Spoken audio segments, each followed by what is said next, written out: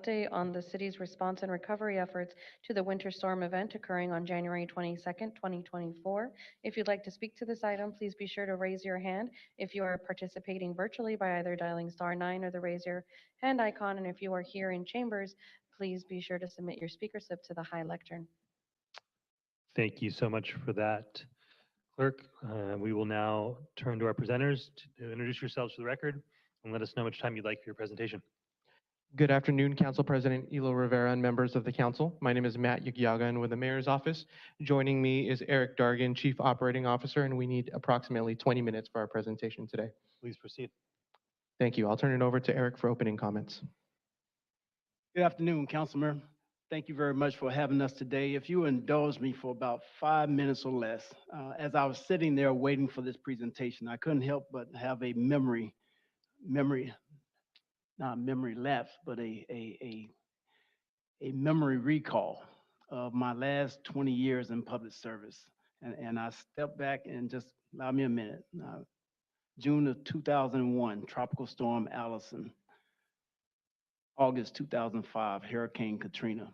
Even though it hit New Orleans, we received 200,000 new citizens. Hurricane Rita, September 2005. Hurricane did not hit Houston, but we evacuated 2 million people.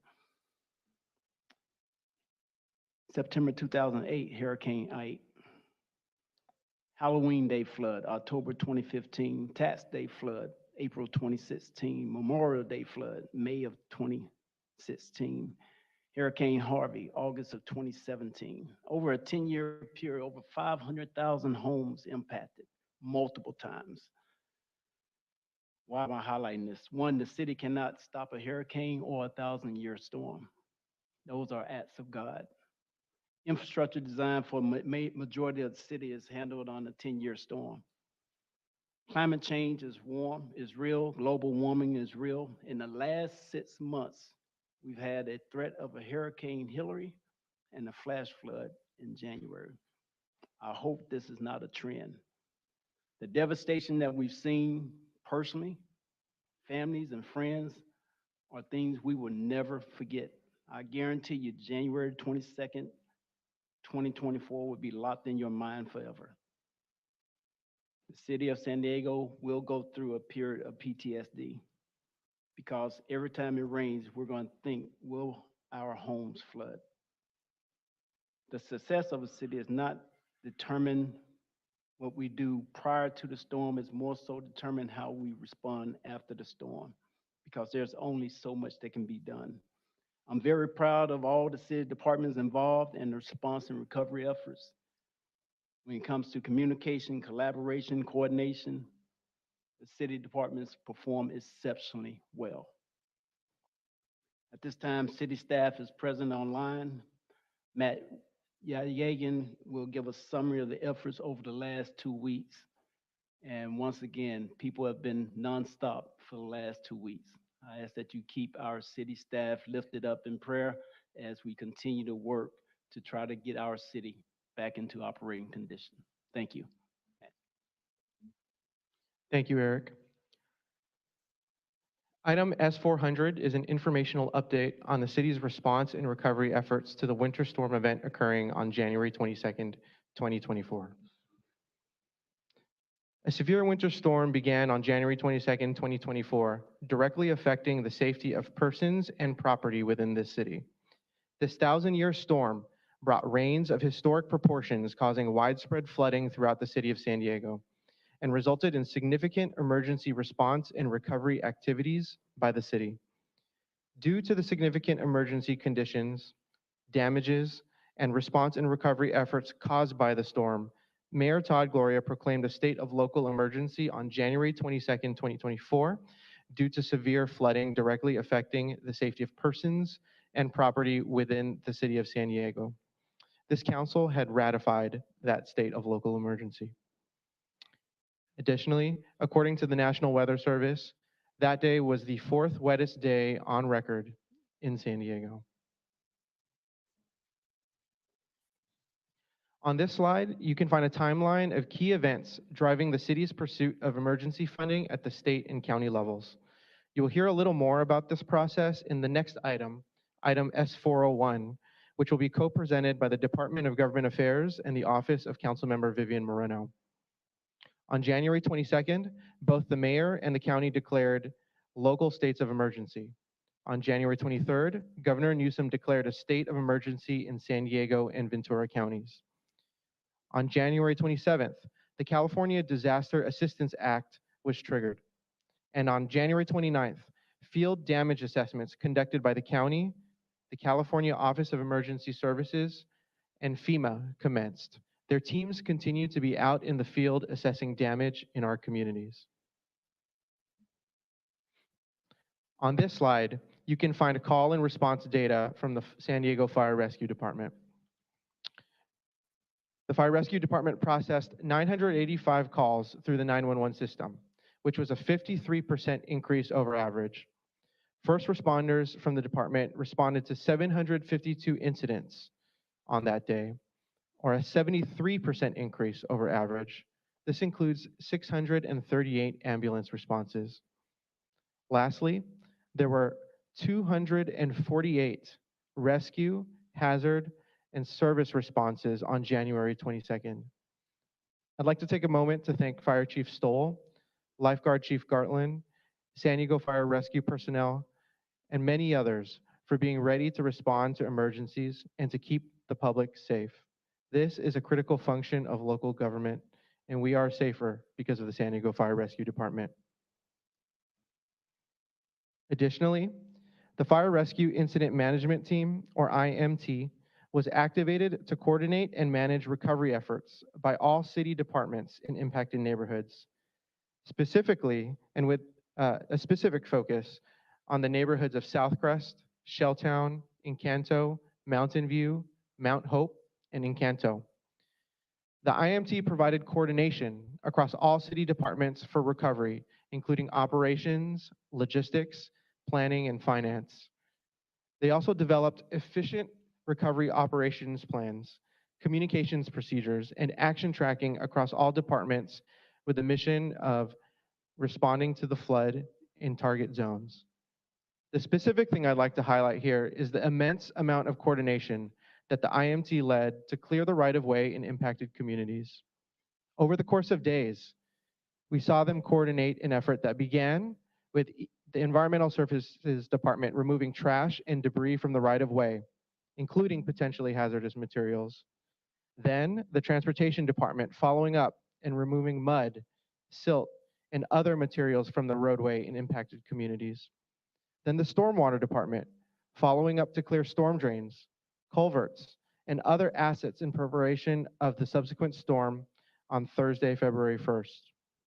This coordination effort was a game changer, particularly in the Beta Triangle, to ensure we were preparing the right-of-way for the storm event to come. Special thank you to IMT Incident Commander Chief Joe Scurry and IMT Deputy Incident Commander John Richards for their leadership on the IMT.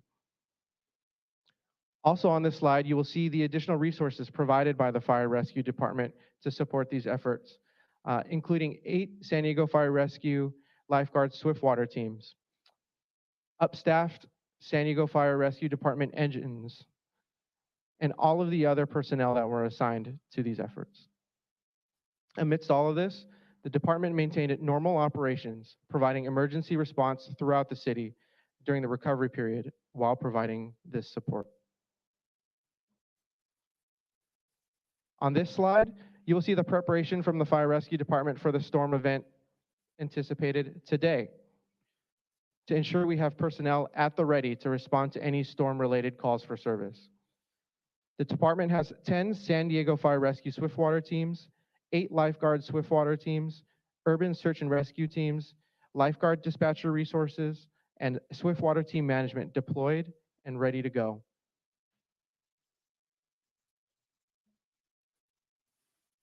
On this slide, you will see the police department and their calls for service. They responded to 167 storm-related events on January 22nd. They also performed 113 rescues of those facing life and death situations and responded to 54 hazards, including response to disabled vehicles and debris in the right-of-way. They increased patrols in impacted areas to ensure that communities remained safe. Officers assisted homeowners with removing belongings from impacted homes. The police department assisted with road closures to ensure the safety and efficiency of cleanup efforts, to ensure those things were done swiftly.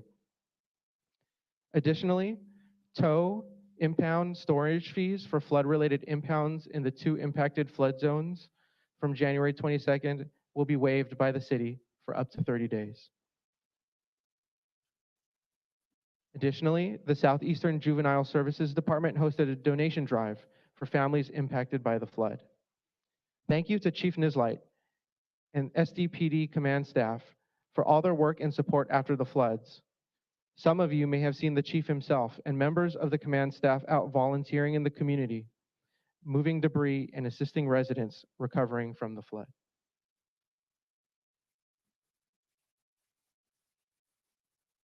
Stormwater. On Monday, January 22nd, stormwater and transportation teams were in storm patrol mode, fielding and responding to a high volume of flooding calls during the storm. On January 23rd, Stormwater Department staff immediately began to assess damage to infrastructure, including storm channels and storm drains. On January 24th, multiple regulatory agencies, such as the U.S. Army Corps of Engineers, the Regional Water Quality Control Board, California and U.S. Fish and Wildlife, were all notified that the city would commence emergency clearing of culverts and channels impacted by the storm. Emergency channel clearing commenced on Thursday, January 25th. From this date through January 31st, which was the day before the last storm on February 1st, the following was accomplished. Approximately 4 miles of channels were cleared and 22 culverts cleared of vegetation and obstructions. Our yearly average is about 1 mile per year. Additionally, the Stormwater Department had 8 emergency repair projects initiated, 487 storm drains inspected, and 73 storm drains cleared. This work was completed by more than 100 staff out in the field, as well as an additional 30 staff from emergency contractor support crews. This staff worked around the clock, literally. They utilized overtime, double shifts. They worked into the night to complete this essential work in our community. On this slide, you can see an aerial of completed emergency channel clearing efforts along the Choyas Creek watershed. The green segment represents the Market Street concrete channel. The purple segment represents the National 1 channel. The light blue segment represents the South Crest channel, and the red segment represents the Cottonwood channel. Channel clearing efforts at all 4 of these channels is 100% complete. This slide includes additional channel work completed under the emergency order. The orange segment is the Aikens channel, and the yellow segment is the Hamishaw channel. The work outlined on this slide and the previous slide represents 4 miles of channel clearing completed within 1 week's time. It's important to note that we will need to go back to regulatory agencies to receive approval and understand any mitigation actions associated with this work. This slide gives visuals on the channel clearing and storm drain cleaning work completed by our staff. From moving heavy-duty vehicles to clear vegetation along the channels, to deploying crews to do this essential channel clearing and storm drain clearing work, to ensuring that we're inspecting problem storm drains and culverts. These teams have been working to ensure that this necessary work gets done. Thank you to Stormwater Director Todd Snyder and his team for being at the ready to accomplish this emergency work.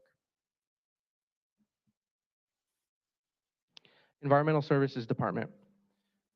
ESD began debris removal in the most heavily impacted areas on January 24th, mobilizing the entire Clean SD division, including Alpha and Urban Core contractors.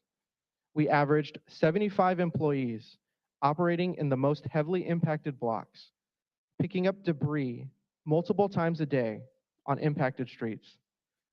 These crews collected and cleared over 2,300 tons of debris, which is a typical year's worth of hotspot waste. The ESD teams consisted of at least packers for trash, stake beds for white goods, tires, U-waste, and safety and/or environmental health inspector staff from the asbestos, lead, and mold program. The Household Hazardous Waste Program also developed a door-to-door and in-field response to properly handle and remove HHW-like paint, oil, and insecticides. Each block received service as many days in a row as necessary and was tracked by self-generated worker app cases in Get It Done. Now, as the debris had changed from bulky items like couches and mattresses to demolition materials like drywall, flooring, and painted wood, ESD had to modify operations, PPE, and equipment.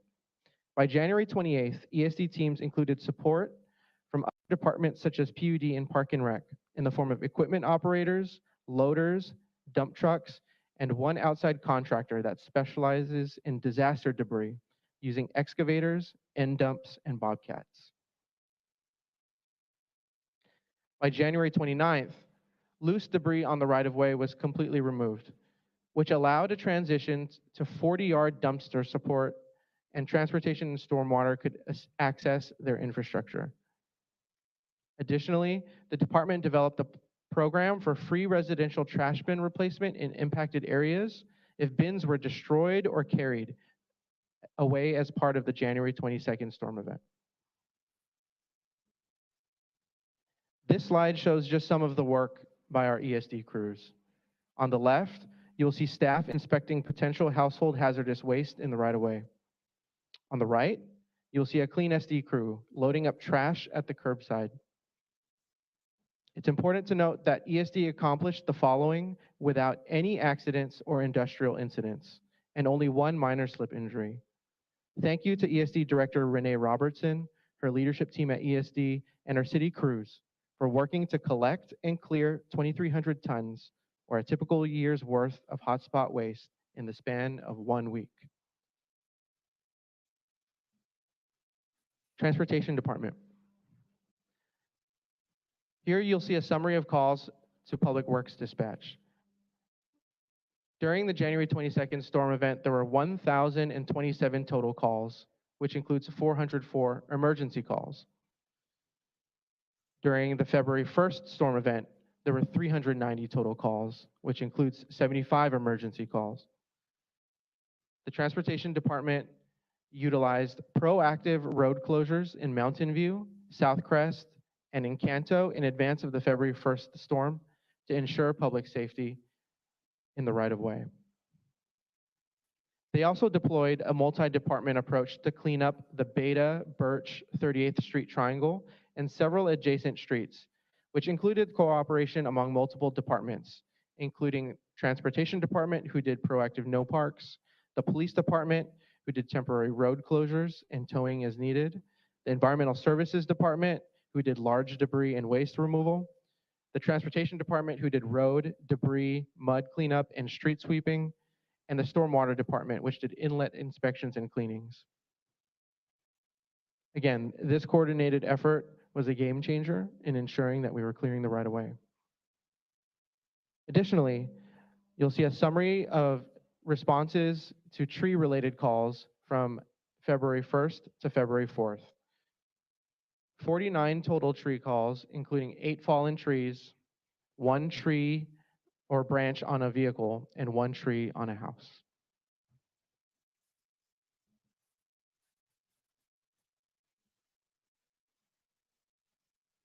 On this slide, I'll talk a little bit about emergency shelter and housing assistance efforts. The city opened up an emergency shelter at the Balboa Park Municipal Gym. This is a full-service temporary shelter with a capacity for 270 that provides meals, 8 separate showers, 9 washer dryers in a trailer, and beds to clients in need. Staff from the Emergency Operations Center and the Parks and Recreation Department worked swiftly to activate the shelter, and the American Red Cross is now staffing it. The Housing Commission is also on site at the municipal gym to help connect clients to housing resources. During the first 2 days of operation, the city secured a transportation for residents in impacted areas to access the shelter in partnership with the San Diego Unified School District, who utilized school buses to transport people from impacted communities to the municipal gym. As of yesterday, there were 74 clients at the shelter. There's also a free transport program stood up in partnership with the United Taxi Workers and Council President Elo Rivera. I want to take a moment to thank the United Taxi Workers for their partnership to help San Diegans with this need at this time. Residents in impacted communities can call the dispatch line at 619-280-4444 or use the Ride United app on their mobile phone in order to access this service. Council President, may I have 10 more minutes, please? Yes, please proceed. Thank you.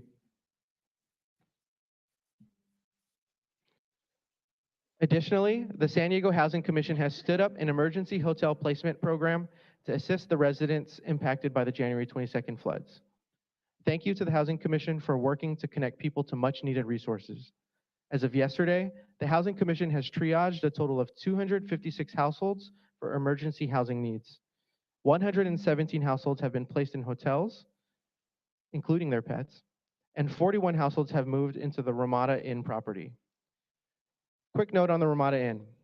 This past Saturday, Mayor Todd Gloria, Council President Elo Rivera, and the Housing Commission President and CEO Lisa Jones announced that this Housing Commission property will provide short-term emergency shelter for City of San Diego households displaced by the recent storms and associated flooding.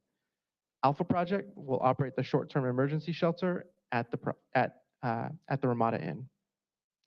Households will be identified through housing assessments conducted by Housing Commission staff, which are being conducted at the shelter and resource locations in the city's most impacted areas, and in collaboration with community-based organizations. Thank you to the Housing Commission and the Council President for helping to make this happen. Moving on, an additional 98 households have been connected to other resources.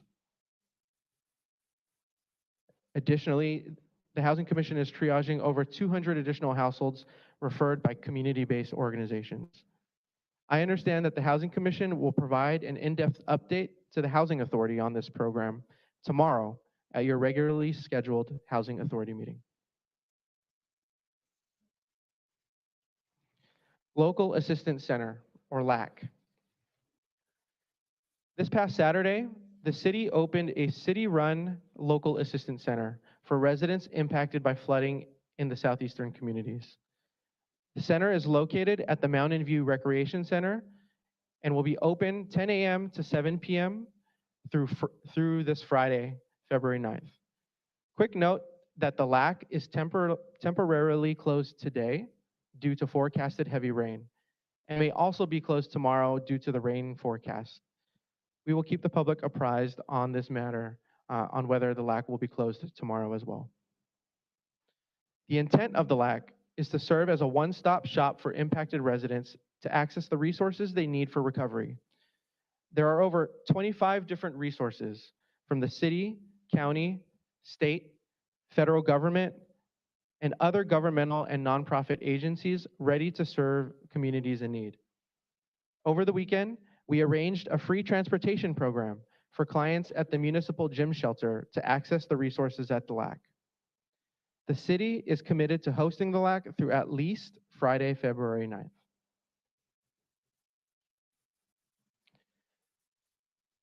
In addition to a city emergency shelter and a city-run local assistance center, we've also stood up 4 resource centers in impacted communities to accept and distribute donations to residents in need.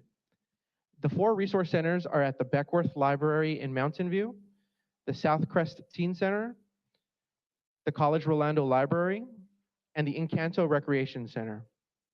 Over the past week, the mayor's office has been deploying Community Emergency Response Team volunteers, or CERT volunteers, as well as AmeriCorps volunteers and city employees to canvass impacted streets with resource sheets and FAQs to ensure that these communities are receiving direct contact and have information about everything the city has to offer.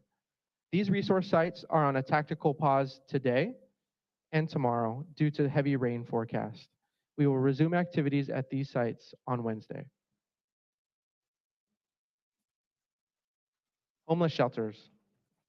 On January 22nd, the 16th and Newton shelter operated by the Alpha Project was relocated due to flooding at their facilities.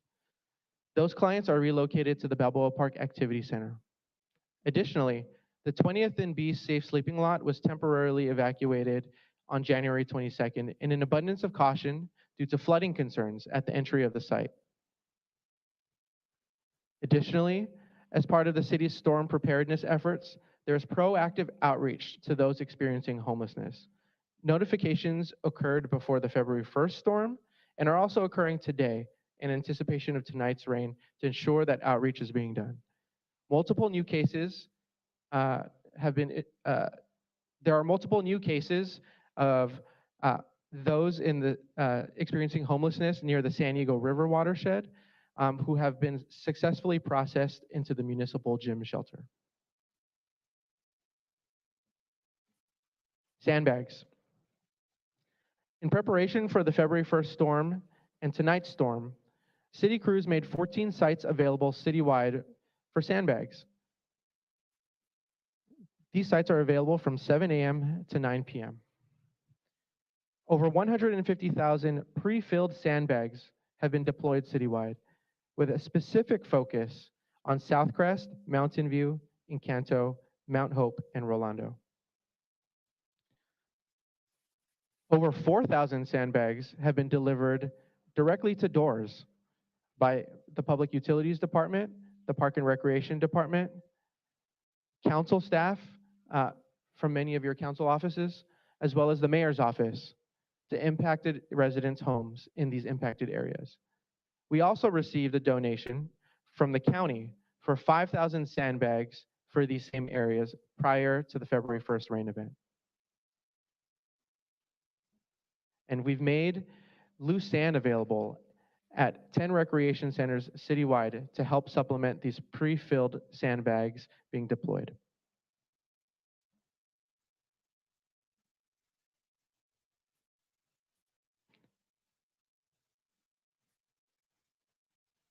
This slide highlights the immense coordination effort between the City Emergency Operations Center, Parks and Recreation Department, Public Utilities Department, and many others who made sandbags available to the public. Typically, the city has only offered sandbags, but not sand for the public. What we've seen over the last week is that we've made 150,000 pre-filled sandbags, which is a request fulfilled by our city crews. This volume exhausted inventory in San Diego County, so our EOC team worked to source sandbags from Riverside and other counties to ensure that we are fulfilling this need. While all this was happening, there was an on-the-ground outreach and communications effort to meet residents at the doors. There was a daily canvassing effort by council staff and mayoral staff, as well as the CERT team since Monday, January 22nd. These efforts were focused on over 30 streets in 7 heavily impacted neighborhoods, visiting over 800 homes, and producing over 1,000 unique constituent conversations.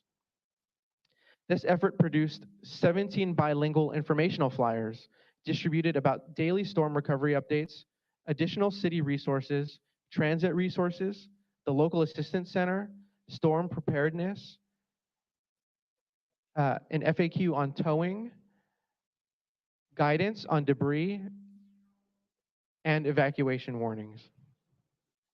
Nearly 12,000 pieces of literature were directly distributed to residents and business owners by the mayor's staff, by council staff, by parking enforcement, economic development, and environmental services staff as well. We also produced 24 informative social media posts to ensure that we are reaching the public. This outreach and communications effort is ongoing and evolving depending on the needs of our residents. We are committed to reevaluating these efforts to best serve our residents. On this slide, you can find examples of 2 different flyers distributed to residents. On the left is an English flyer soliciting donations and volunteers at our 4 resource sites. On the right is a Spanish flyer promoting free transportation for residents in Southcrest to the previously open County Local Assistance Center in Spring Valley.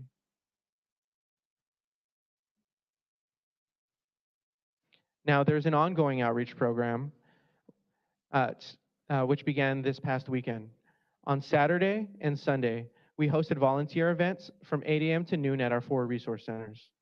Volunteers included CERT, AmeriCorps, employee and empower interns from various departments, SDPD RSVP officers, SDPD cadets, fire rescue cadets, lifeguards, our ESD recycling team, and many others, including council and mayor staff. Their volunteer tasks included accepting donations, distributing donations to impacted areas, and canvassing impacted areas with important resources and flyers. The list of requested donated items was curated by mayoral and council staff conversations with impacted residents while in the field days prior. Volunteers included CERT, AmeriCorps, employee departments. Cleanup efforts and demolition were handled by volunteer NGOs such as Team Rubicon, VOAD, which is the voluntary organizations active in disaster, and city departments equipped with proper equipment and certifications. Canvassing by city staff in these neighborhoods will continue through at least Friday, February 9th. This slide documents some of the efforts from volunteers in the field who've been walking streets, canvassing, and preparing to get the information out to targeted communities.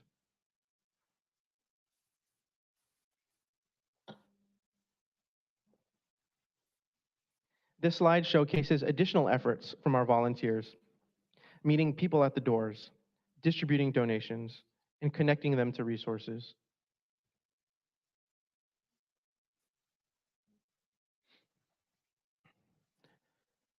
Now, the mid-year budget monitoring report.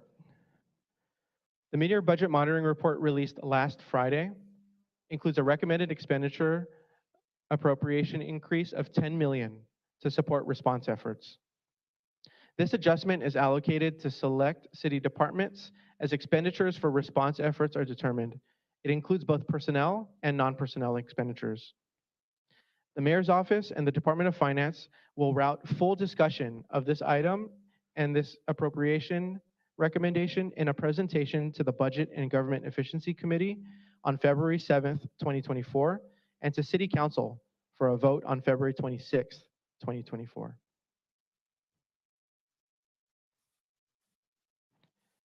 This concludes my presentation. Thank you to City operational staff. Thank you to City Council and your staff members who have been out there in the field every day. And thank you to the countless volunteers who have been working nonstop towards the response effort. Our total response efforts will be long-term. This is a marathon to rebuild our communities, not a sprint. In the meantime, we ask everyone to be safe tonight and tomorrow as we are expecting heavy rains. We ask you to stay vigilant, to make a plan, and to stay off the roads as much as possible. Our emergency personnel are deployed across the city and ready to respond if necessary, depending on the rains. Thank you, and this concludes my presentation. Thank you so much. All right, let's move to public comment, please. Thank you. We have Dr. Terry Hoskins here in chambers. If you can please come up to the microphone. And then after that is Shane Harris. You will have 1.5 minutes each.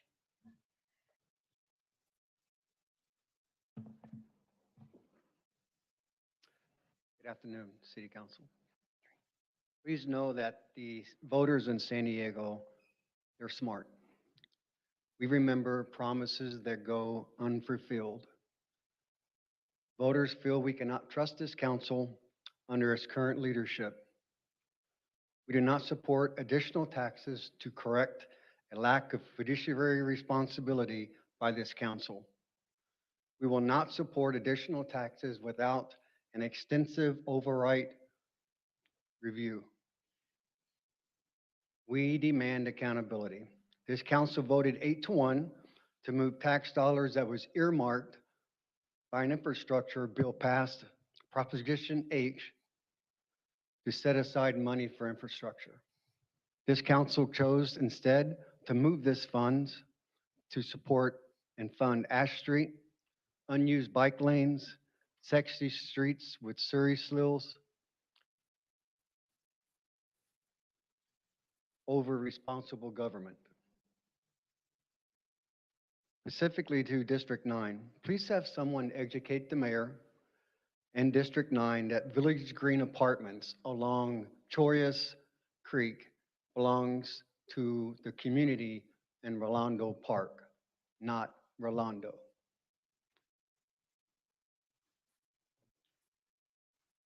Every time when you state the wrong community, it's disgraceful. Thank It you for that illustrates. concluding remark. Your time has concluded. Next is Shane Harris. You have time ceded to you by Ryan Stevens. Ryan Stevens, please raise your hand. Thank you. You'll have 3 minutes. Please proceed. Thank you, Council and Council President and Mayor's Office. Good afternoon. My name is Shane Harris, the President of the People's Association of Justice Advocates. And my office, as you can see on the screen, has been extremely active in the recovery efforts taking place throughout the south and eastern parts of our city, affected by the January 22nd floods, providing free restoration services, cleanup resources, and other recovery services to our most vulnerable residents in need. I want to thank the San Diego Fire Rescue Department and city workers for all of your work and the other organizations on the ground. But let me be clear, this is a coordinated effort of a cleanup that should have been done before the major storm, not after. My office and I have spoken with hundreds of residents, as you can see on the screen, displaced by the city's well-documented lack of diligence in funding and completing ongoing storm channel clearing, which could have prevented this disaster.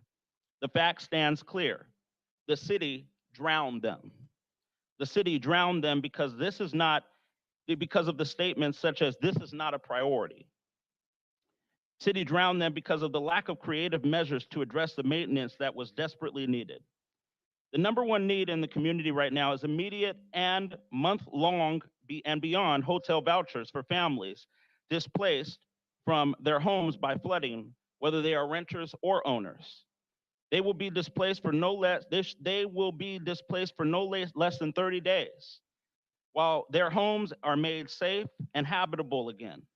This is why it is deeply troubling to hear from the families who I have heard from this past Saturday, over 125 residents at my town hall, that they are being asked to leave the San Diego Housing Commission's voucher program in 10 days.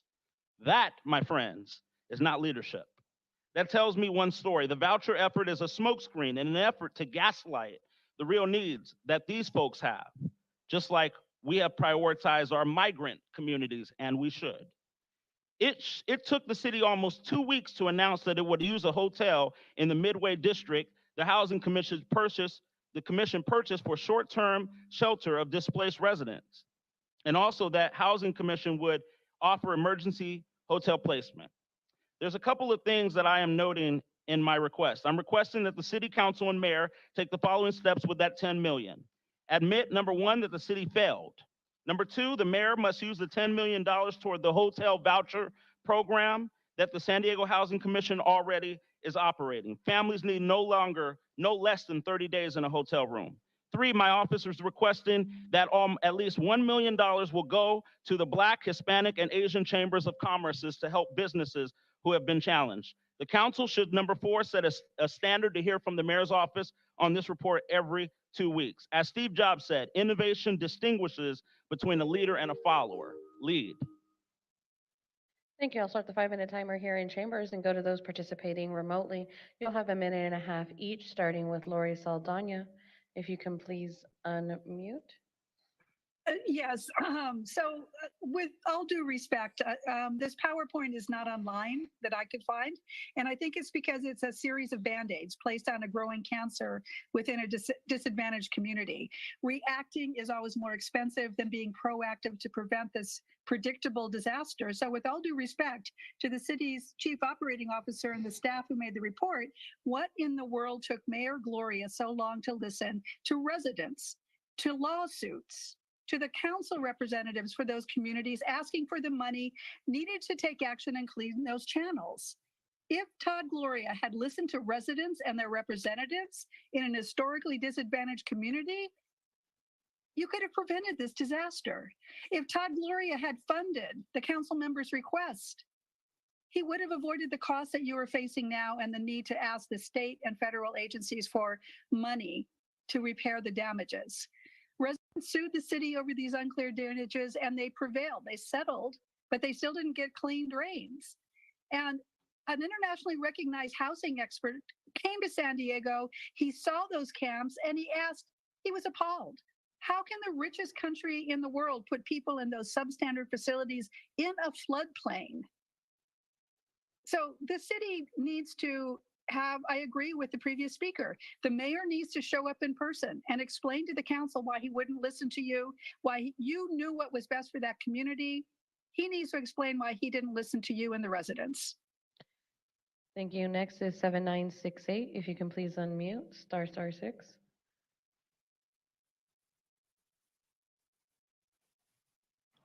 There you go. Sorry. Thank you, City Clerk Fuentes. Joyce Uniata, District 3. Hope I can make 1.5.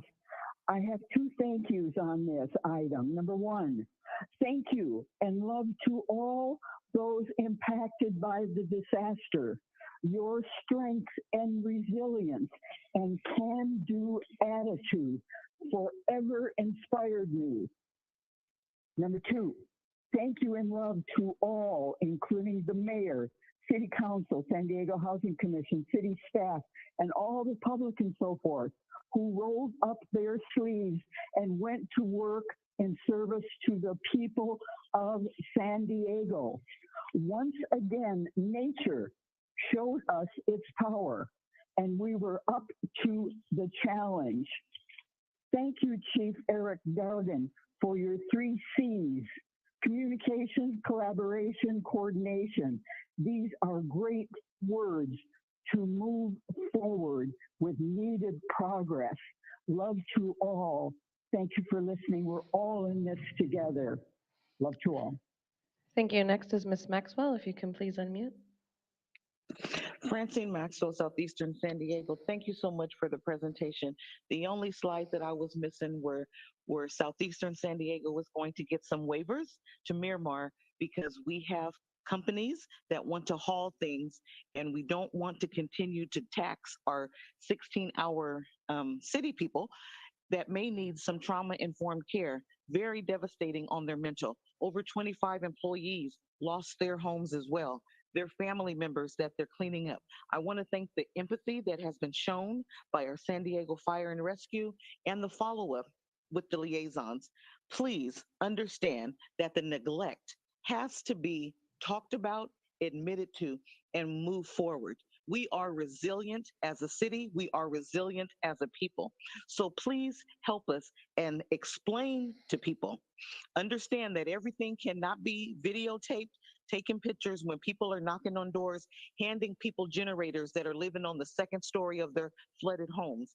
People don't have enough insurance. So let's make sure that we have our center at Mountain View more than 9 days. We're going to be closed 2 days. Unacceptable that you would give us a Friday deadline. When we had the fires locations were open for over 4 weeks. So give us more time to get our information together and make sure that everybody's mental gets checked. Thank you. Next is Kathleen Lippett. If you can please unmute.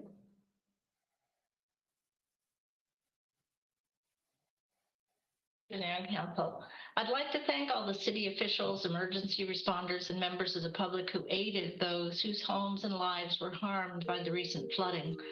As a public health practitioner, I have been an activist on behalf of protecting the individual and the public via advocating for drug policies that increase the possibility of safe and healthy choices and deter unhealthy and unsafe choices. Unfortunately, political influence often plays an outsized role in which and what drug policies are adopted. Both the flooding and the ongoing drug use, mental health problems, and homelessness share the commonality of a failure to appreciate the importance of investing in communities using prevention strategies, using sound drug policies that have been shown to protect the public. The public continues to see the city seek funding from the state to continue to support the marijuana industry and its profiteers instead. Efforts to strive to increase the number of marijuana businesses under the false flag of social equity should be reconsidered. What these communities need, what these authentic spokespersons say they need, is not just, they don't want their children to be given permit licenses to open drug shops. They want broader choices of how to proceed in their life and careers. Thank you for Your letting time me has speak. concluded. Next, Dan Schmakowski, if you can please unmute. I have never heard such insulting propaganda in my entire life. The mayor of this city is incompetent. He must go. Now, the crony of the mayor says it's a marathon, not a sprint. You are hearing the Million Mile Man. I know what a marathon is.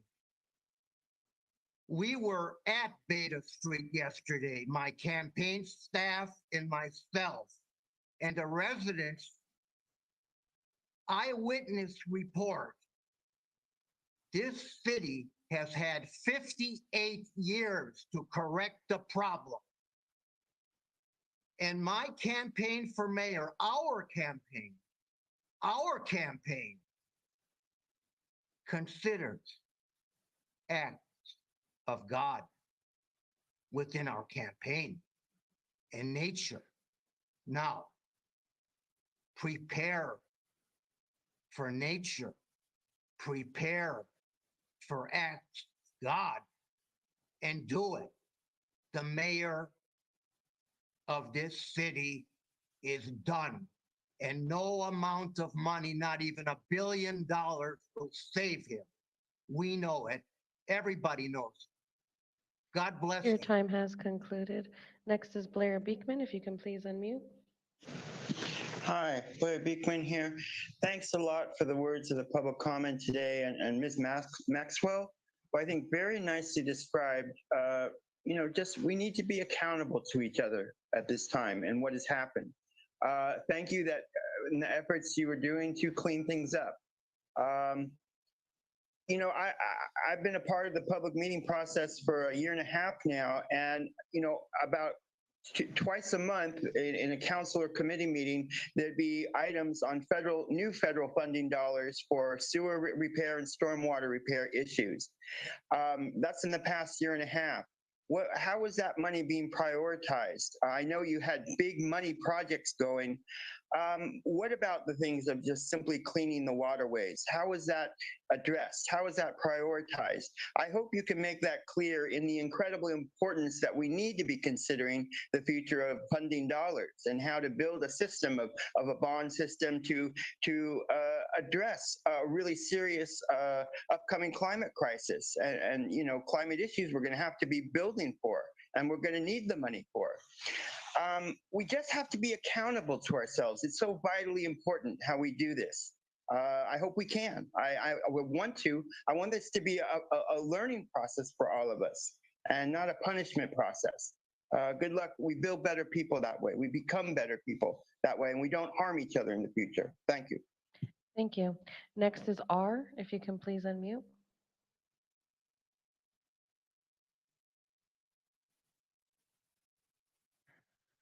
R, if you can please unmute. I cannot unmute for you.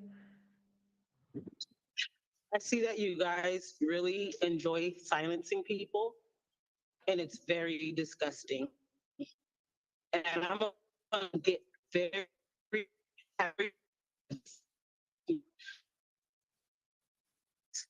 painting your beautiful picture and then silencing our voice, giving us a minute and a half. Since you guys, all 9 of you council members, Todd, Gloria, and every politician here who has been elected have a hard time taking off your masks, I'm going to help you out. And so are the people. San Diego is beautiful on the outside. It's beautiful today because it's raining and because we're going to shed the light on you crooked criminals. The justice system will have its voice. Your mask will come off. You say you guys care about kids? Let me tell you something. I've said this over and over again. Every child belongs to me. And I've only had one child. He's 16 and can dance and run laps around you. This isn't a marathon, Mr. Gloria.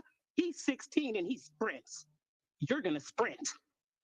And you don't have a choice. President, you know you're guilty. And Vivian, I have a meeting with you in a few days. You'll be the first to take off your mask. And I want a copy of this. Have a great day. Happy New Year.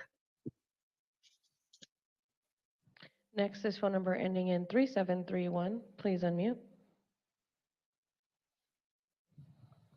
373. Truth, and this is a real update. This clip aired September 20th, 2023. Engineers say San Diego's one bad rainstorm away from disastrous flooding. We're talking about cars, homes, and stores all submerged in feet of water. The city has no money set aside to fix that system. And yet, engineers say we can't afford not to. Gloria and other officials called what happened, quote, a 1,000-year storm. NBC7 chief meteorologist Sheena Parveen says the hardest hit areas in our county saw at most 2 inches of rain per hour. The city says its pump station on Pacific Highway in Midway was one of 2 stations that lost power during the rain. 6 of its 15 stormwater pump stations were overwhelmed. A pump station is like an underground water tank, but for rain. When it gets full enough, pumps are supposed to push that water out into a bay or ocean. Most of the city's 15 pump stations were built 50 to 100 years ago. Water is leaking out through the walls. Like I was saying, there's cracks everywhere. Water is coming through. In a presentation before a city council committee, stormwater officials said 4 pump stations were at risk of critical failure, meaning blocks of streets would be submerged in feet of flooding. Sound familiar? This have long known the entire city was vulnerable to a big rainstorm. And what's Sean's solution for his own criminal negligence, along with the rest of the council? Tax storm survivors. You know what I say? In the pet project, or get the heck out of office. Your time 'cause has look what you've concluded. resulted in. Colleen Cusack, if you can please unmute. Good afternoon. It's frustrating. I invited here the United Nations Special Rapporteur on Adequate Housing. He's pointed out how your temporary tent shelter does not conform with the basic standards of human rights and human dignity, that it's not something you'd expect to see in a functioning government. He commented, after all, this isn't a failed state. Or is it? It's very disappointing that you've placed all these individuals who have already been subjected to flooding on January 22nd, and now they have to relive that experience and wait until they're flooded again before they're removed. You have disabled people at 20th and B in a known flood zone that you are intentionally subjecting to flooding over and over again. There is absolutely no reason why these individuals should be left there until the flood waters arrive when you know they live in a flooded area. The slide show indicated flooding concerns. No, it's not flooding concerns, it's flooding. The area was flooded, was known to flood, and did flood. And the fact that you've closed the flooding center because of heavy rains, but you've not closed a shelter with disabled, not even a shelter, a tent camp with disabled individuals in an area known to flood. Unbelievable. Your time has concluded. The original, you are the next speaker. Yeah, the devastation is due to the negligence of this committee and the council and the mayor and just the city. It's very sad because there's no money to do the things that need to be done to prevent all of these things from happening, but we'll spend $1 billion to give people back their own sewage. And how can you clear 4 miles in an instant, boom, just like that? But usually you only clear a mile a year. You know, you obviously can take care of what needs to be done, but you guys don't do that. You know, and this isn't climate change. This isn't global warming. This is weather modification, weaponized weather that is happening above us. So it's going to continue to happen. And what are you going to do? Because you don't even want to acknowledge that the weather is being modified and that these storms are something that is being put upon us because of people that are very nefarious and seed the clouds and do things to create these storms. But then you sit there and you give out 1,200 pieces of literature, right? That's going to help people, really. I mean, that's wasted time when you could actually go and make sure that all of these people should be doing the due diligence to make sure that this doesn't happen. You should be preventing it, not virtue signaling after the fact. Like, look at what we're doing. It's so glorious. We're just doing such great things. You should have done it before. People are devastated. And then you only give us 1.5 minutes for people to tell you what's going on. It's ridiculous. Then you guys can sit up there on the council and cry and talk for 10 or 20 minutes about how great you are and how you're so devastated.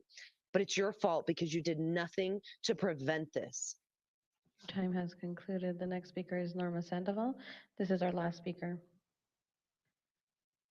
Good afternoon, and thank you for having me. I am a District 4 representative, or actually not representative, resident.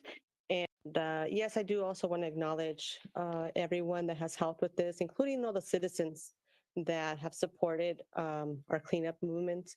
I want to echo all the speakers that have come and spoken on the behalf of all of the residents who are not here today.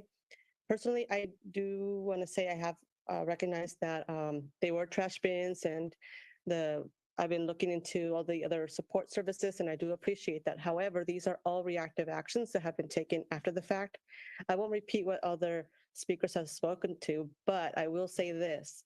Today's storm will be a testament on whether or not taking preventive action makes a difference. As I understand, today and tomorrow, we're going to have as much rain as we did on the 22nd. So seeing the results of that, of the actual work that has been done in these last couple of days, we will see the difference of whether or not it makes a difference for the city to take preventive action rather than reactive action. Thank you. Thank you. That does conclude public comment on this item. All right, thank you, Clerk.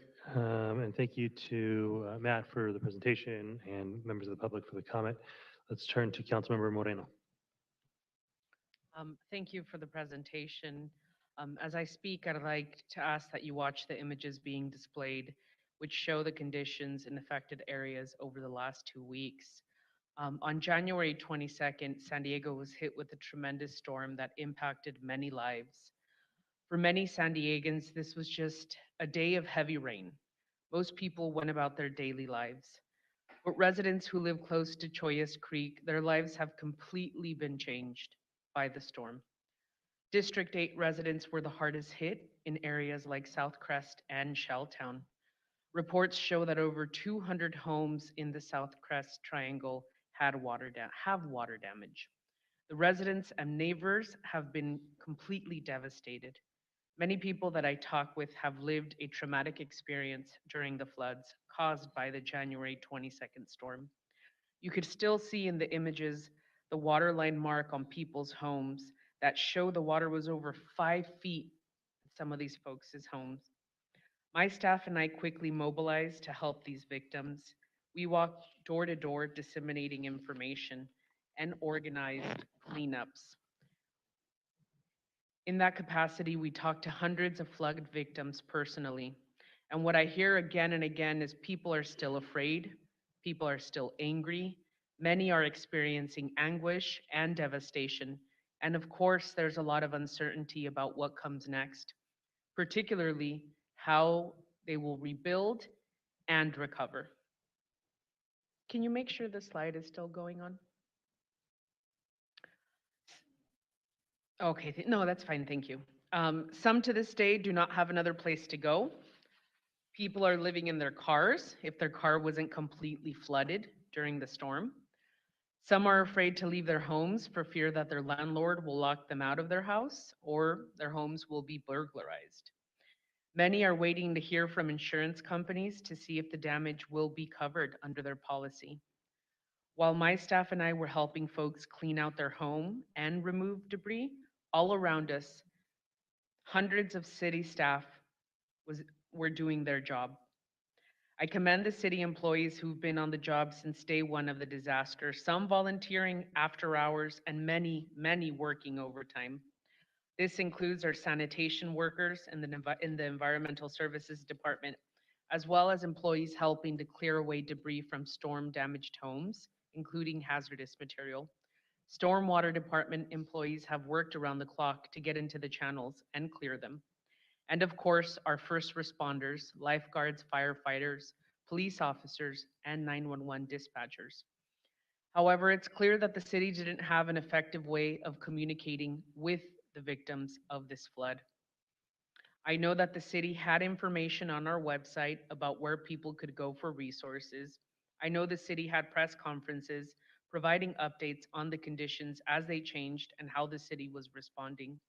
These are both important forms of communication, but for victims whose homes were destroyed by the flood, direct outreach from the city is essential because in many cases they didn't have access to a computer or TV once their home was flooded.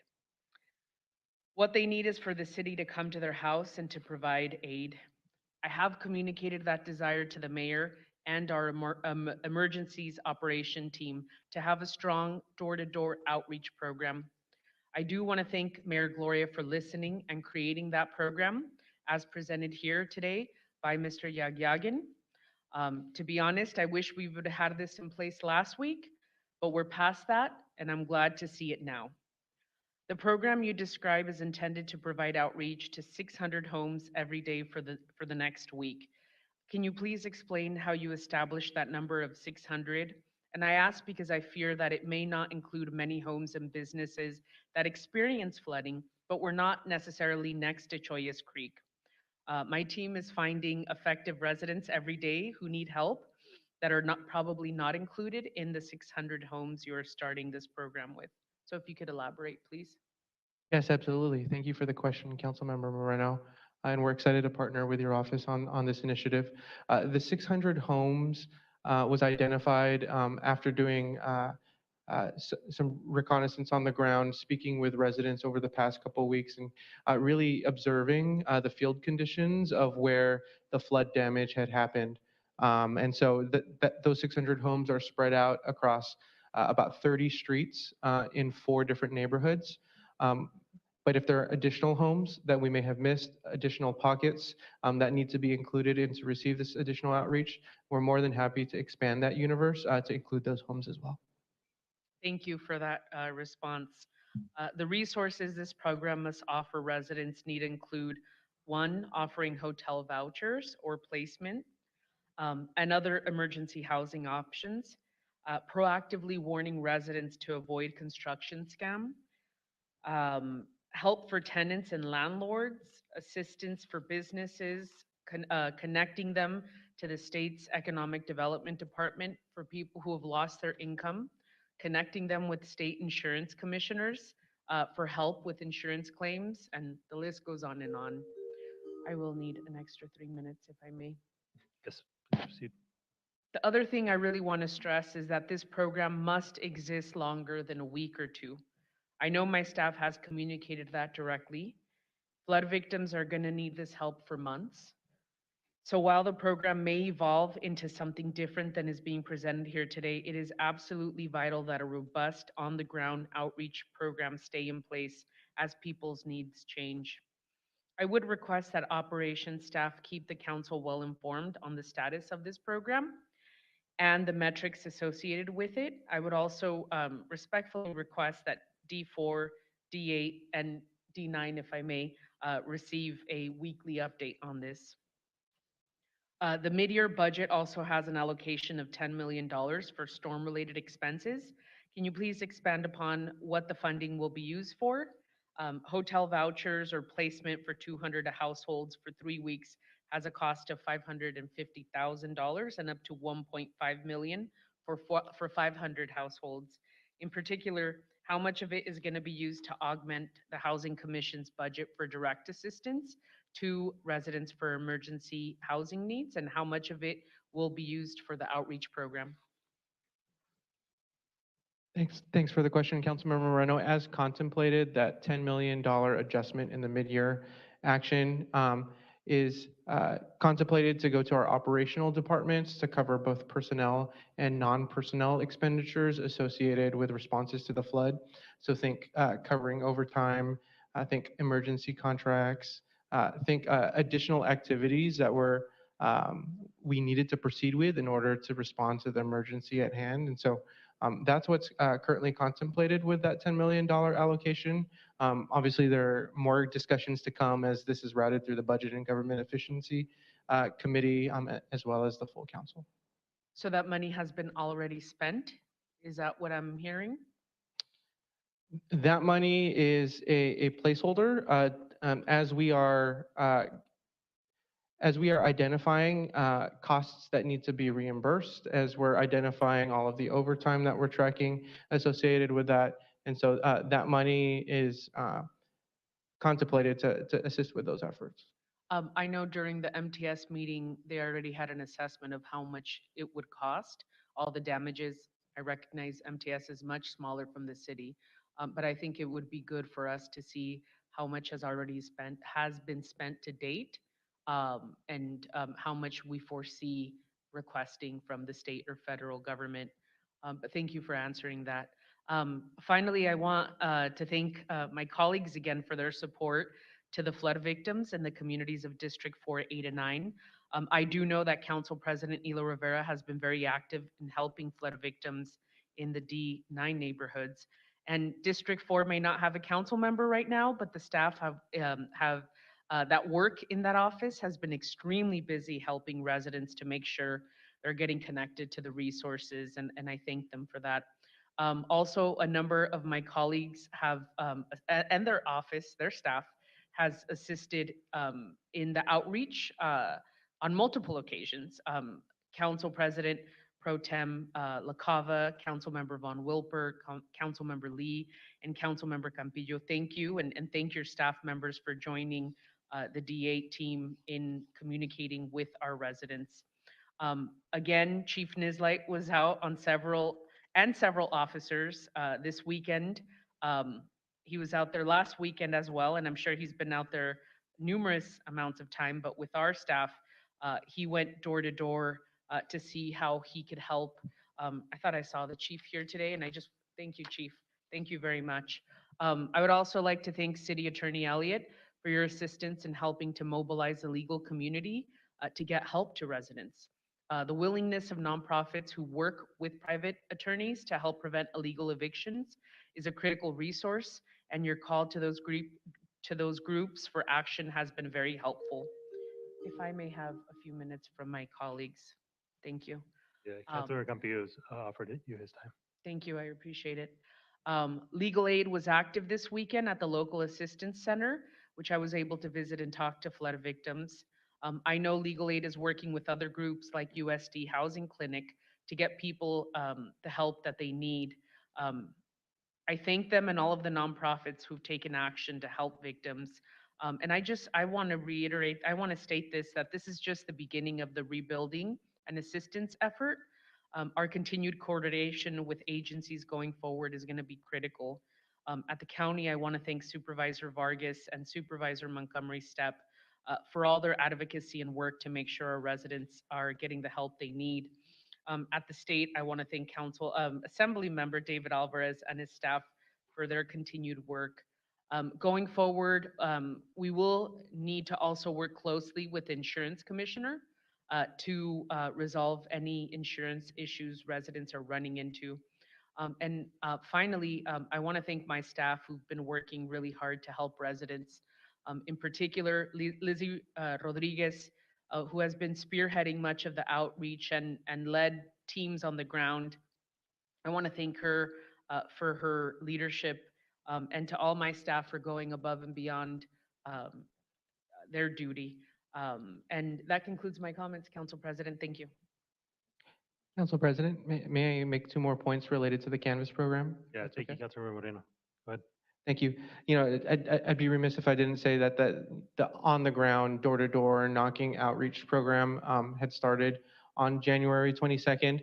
These efforts to bring city employees into the fold will help supercharge those conversations that started on January 22nd. And the mayor's committed to extending out that program for as long as we need it in partnership with the council. Thank you. And I think if I may, Council President, the reason why I was requesting this is because the information that was being disseminated um, was a hodgepodge of information, right? It was all over the place. And so having the mayor take a lead on what the city's response to these flood victims is going to be is very encouraging because it centralizes the information, right? And the capacity that the mayor has as a leader of this city, it's also, it's much more grander than what a city council member can do with their 8-person staff, right? 9-person staff. So I know that that program is going to be evolving, but it is a very important component of our response to emergency victims. So I thank you for that, and I thank the mayor for that as well. Thank you, Councilmember Moreno. Councilmember Whitford. Thank you, Council President. I too want to thank all of our city employees who responded and who continue to respond to the impacts of the January 22nd storm and who stand ready to respond to this week's rain as needed. Here in District 3, we saw overwhelming flooding at the bridge shelter at 16th and Newton, people experiencing homelessness who had very little to begin with, in many cases lost what little they did have. And I appreciate the city staff who helped to relocate them to temporary quarters and who helped with the brief relocation of people staying at the safe sleeping site at 20th and B. City staff also set up the emergency evacuation center at Balboa Park in the municipal gym for anybody who needs a safe place to stay during the storms. That remains open today. Still a lot more rain on the way, and should anybody need a place to go, that evacuation center in Balboa Park remains open if anybody needs it. Thank you, Council President. Thank you, Councilmember Whitford. Council President Pro Tem LaCava. Thank you, Council President. Thank you, Mr. McGagan, for your report, and Mr. Dargan for his opening remarks. For whatever reason that we got here, for whatever role the city did or not play over many years of shirking its responsibility and unwilling to figure out the funding needed to do the stormwater, there was an extraordinary response. San Diegans came together. Every element of public safety. I noticed Chief Nizlai is here. I know Chief Stoll was here earlier, Chief Gartland, but every single department stepped up, and not just city employees, but volunteers from every direction came together, and we can be grateful for that. As an engineer, I have so many questions and so many thoughts about this and where we are and what we do next. But I also have a heart and know that we are still in a state of emergency and we're still in a state of recovery.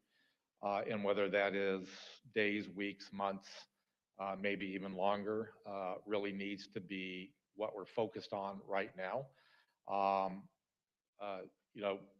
I'm grateful for the response that was stood up once we began to really realize. I think many of us here at council saw a rain when we came into work, saw a little bit of rain as we left, and did not realize what had happened during the course of the day in so many vulnerable neighborhoods. But I do want to give a shout out to my colleague in District 8, Councilmember Moreno, and the extraordinary efforts by her and her team to organize for the residents in her district, to Council President Elo Rivera, the organization, how the Housing Commission has now stepped in. We can debate about too fast, too slow, not enough, but the response is clearly there. I wanted to give you a chance to kind of speak to the question I think Councilmember Moreno already asked. The 10 million we essentially have either already spent or know that we're going to spend in terms of, just as you said, the operations part. It is obviously a very round number. Probably doesn't include the infrastructure that was damaged through here, the parks that were lost, the mitigation that we're going to have to pay. And as someone who was in the industry, mitigation after the fact is particularly nasty because it's generally overestimating. So it's going to be a very painful cost going forward. But is it correct? The 10 million really is just the operation side of what we spent and the continuing services that we'll need to do. And it doesn't include all those extra costs that I outlined. That's correct, Council President Pro Tem LaCava. You mentioned kind of the assessments that we're doing to city-owned infrastructure, public infrastructure that was damaged by the storms. That is not contemplated within this $10 million adjustment. There'll be more detail for you at the Budget and Government Efficiency Committee when we review the mid-year. But one thing that I will pull out is that we're continuing to assess all of these damages to our infrastructure. The last time I was sitting here before you was about $44 million. Was estimated. Now that number has crossed $50 million. And so as we're continuing to find out how our infrastructure is holding up, that number may grow. Yeah. And I do want to give a shout out to the calls for donations, support, whether it's in dollars or in materials. And San Diegans have really responded in an amazing way because most, if not all of these individuals are not individuals that will be able to recover from this damage. So my ask only is that several months from now, that we look backwards and what have we learned in terms of the operations we have set up, what we can do differently, how we prioritize. And then on the council side, and this probably will sound a little bit harsh, we have a very lean budget conversation coming up that would have been very difficult anyway to come up with a balanced budget. And then the question is how committed we are to really fund those things that were identified in the past by my colleagues, by operations from a stormwater point of view. It is going to be a very telling conversation going forward and a very difficult conversation. And so I stand ready to listen to my colleagues who say, we need this drainage course cleared. We need this channel repaired going forward because there is just sewer and water. We got it. We got an enterprise fund. We can take care of that.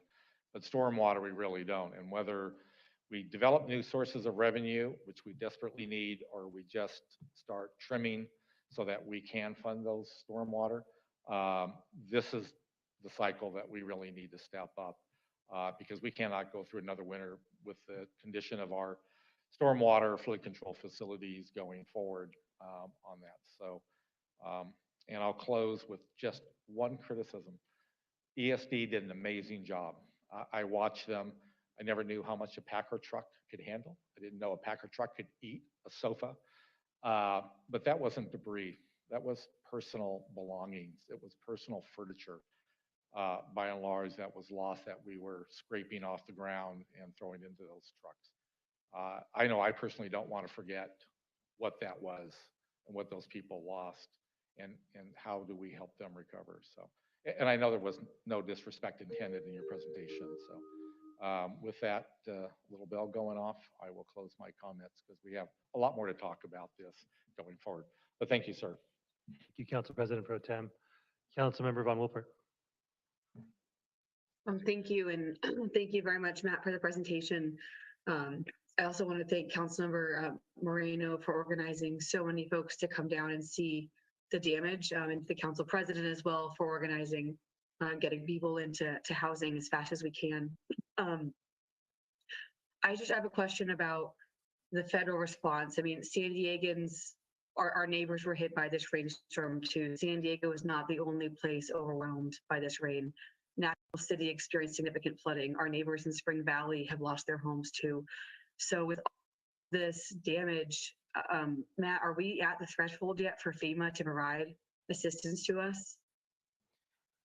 Thank you for the question, Councilmember Von Wilpert. I'm going to ask Walt Bishop from our Department of Government Affairs to address that question. Thank you, Councilmember. So County OES submitted their preliminary damage assessments to Cal OES and FEMA over the course of the last week and wrapped up this weekend.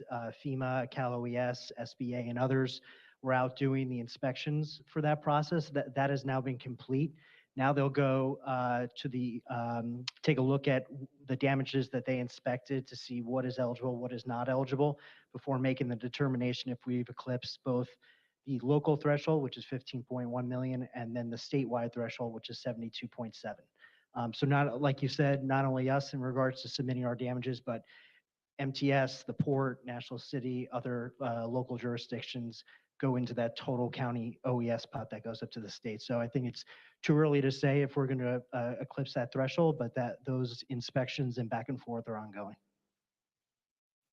Okay, got it. And then this may be premature with the next item with asking the federal government to declare an emergency. If the federal declaration goes through, does that change our thresholds for FEMA assistance, or does that not affect it? I'm sorry, can you repeat that again, Councilmember? So our next item is we're going to be passing a resolution to request that the federal government also declare a federal emergency for what happened on January 22nd. So if that does get done by the President of the United States, would that make FEMA kick in quicker, or does that next item not really affect this? No, that'll start another process where, for example, if public assistance and individual assistance are both opened, it could have one or the other, it could have none. There's a whole back and forth process in regards to both those separate entities that are going to take place. And I'm going to cover this in the next portion of our next item, but this is a very arduous, long, intensive process that's going to take some time and back and forth with both state and federal agencies. Okay, got it. Thank you. Thank you. And I really also want to thank our city staff leadership. I was at the Emergency Operations Center last week, and I want to thank our department directors who have just spent many sleepless nights making sure that our crews are coordinated, that our folks have the amount of time they need and the supplies they need to do the work on the ground. And so I want their work to not go unnoticed as well. So thank you to everything that everyone's doing. And I'm just really glad that we're coming together as a city, and I'm hopeful that we're going to continue doing this work. So thank you very much. Thank you, Councilmember Von Wilpert. I will say thank you again, Matt, for the presentation here. Thank you, Councilmember Moreno, for the questions, the comments, the work you've been doing. I was thinking about it when Eric was speaking, and he mentioned kind of the trauma piece of this. There's been a bunch of us who've been flying around for the last couple weeks, and in that is obviously the physical labor and the long hours, but there's a lot that we've seen and heard, and it's going to sit with me for as long as I'm in this chair. And some of it's inspiring, some of it's heartbreaking, some of it's makes me mad, all of that. But I'm deeply appreciative for the folks who sprung into action, both city staff, the various council offices, and the volunteers who we'll be hearing from tomorrow. I want to give a shout out to the folks who are on the ground from the mayor's office. I see Lucero there. I know Michaela's been out there. It's hard. This is like really, really hard work. And so really appreciate folks who've been out there having those conversations. I know Councilmember Moreno and I have been talking about it.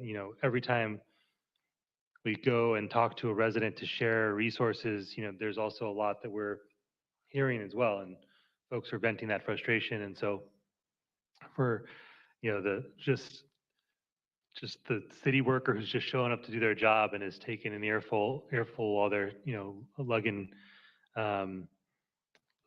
lugging the personal belongings of folks away, or helping clean a street. Just am deeply, deeply grateful to all of them. There's a lot more to, as Council President Pro Tem was saying, a lot more to be said and done on this item. I do really want to appreciate Councilmember Moreno's insistence and the mayor's office receptiveness to the need for the on-the-ground outreach. I will never forget, the first homes that we visited on the Monday night of the storm after council, and folks in Stockton with no power, just kind of standing there shell-shocked, with all of their belongings soaked, and having no idea what was going to come next or where they could go for help. And the personal touch of the city is going to be incredibly important, not just to ensure that folks have the information that they need, but to see and feel that we care. Because while information delivered through a press conference or social media or other means is super important and perhaps, even at times invaluable, there's something about us standing there, especially in these communities, that is just, I can't even state how important it is. And so as we do more and more of that, I know it's going to be a really important piece of how we respond and set the ground, set the table for the long-term efforts that will need to come from this. So thank you again for the presentation and the thoroughness there. I know the information is appreciated by me and my office, and lots more to come on this, and appreciate the collaboration. So with that, I see no additional requests to speak to this item, and no motions required here. We will move to our next item, clerk. Item S401 is a resolution